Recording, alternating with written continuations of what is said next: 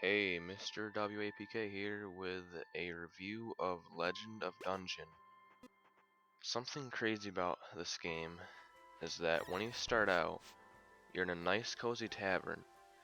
There are people, merchants, bartenders, poets, the kind of people you find in medieval taverns. Want to know the crazy part? The tavern is the first and only part in the game where you actually feel safe. In the tavern, you're completely safe. Once you enter the dungeon, however, you are left to survive in the elements. The elements I'm talking about are monsters, bats, snakes, mummies, goblins, little trolls, weird floating things, and so much more. Can you guess why you do it? Treasure. Treasure's what makes the world go round. To get to the treasure, you go on an epic quest, fighting creatures, finding loot, pulling levers, basically to figure out what they do, running and jumping over lava. The list goes on and on. There's so many things you can do in this game. You do all of this just to get to the 26th floor, where the treasure is. The treasure is talked about all over town, and nobody has ever even seen it. The game is a roguelike platformer, so it's quite unique.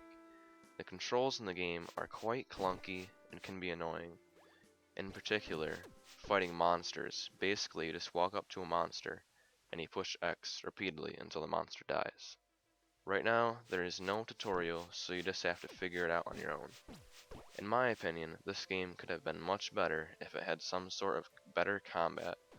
It would have set the game even more far apart from all other dungeon crawling, button smashing retro games out there.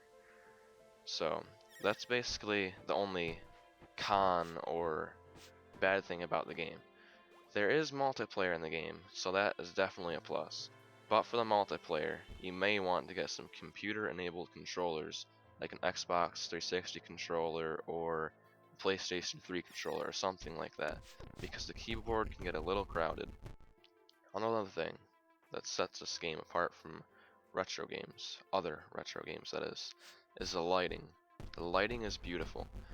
There are many, many, many enemies, items, and abilities. Remember everyone, this game is still in alpha, so it is going to change and improve a whole bunch.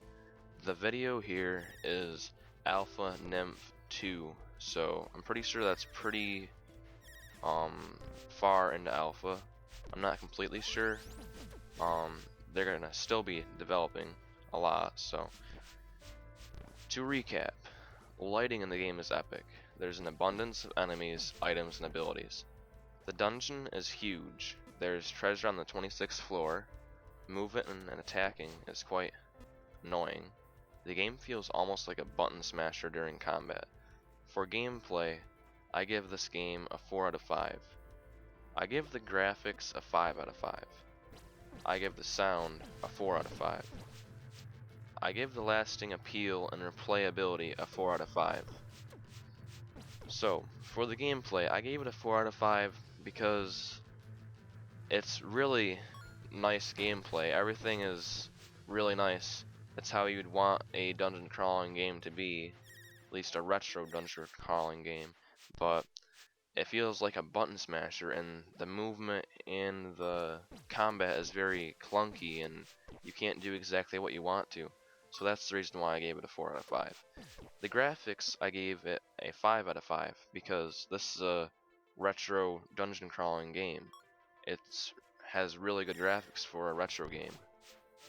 This game, obviously, it's coming out soon, so it started development not too long ago. So it's got to have better graphics than the older retro games.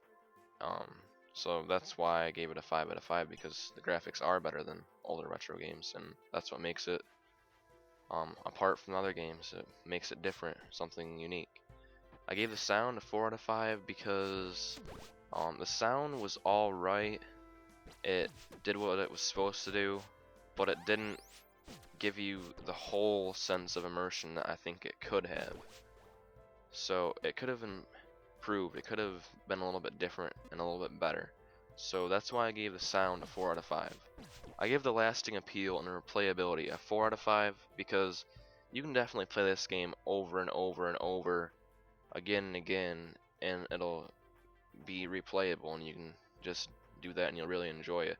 But after a while, it's got to get a little boring, because after a while you're seeing the same thing. You may not be seeing the same thing, you may be doing things in a different order or something new, but it's got to get a little bit boring or old. But this game is still in alpha, so there's going to be new things added, so you never know. So for right now, that's why I gave the lasting appeal and replayability a 4 out of 5. Overall, I give this game a 4 out of 5. This is not an average of the other scores, but that's what I give it overall. So overall, I give the game a 4 out of 5. Thank you for watching.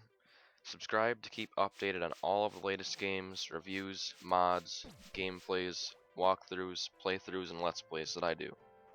Do you have a suggestion, questions, comments, or concerns? Leave a comment below. I respond to every comment, that is. I respond to every comment. Like if you enjoyed, favorite if you really enjoyed. That would be awesome. I hope you really enjoyed. Share this video on your network such as Twitter, Facebook, Google+, Reddit, or anywhere else. To support me, that would be awesome, because like all support helps me, so share this video around if you wanna support me. Like, favorite, all that will support me, but a comment would be awesome, because if you really watched the video and you really paid attention, then you gotta know what I did right, what I did wrong, what you liked, what you didn't like.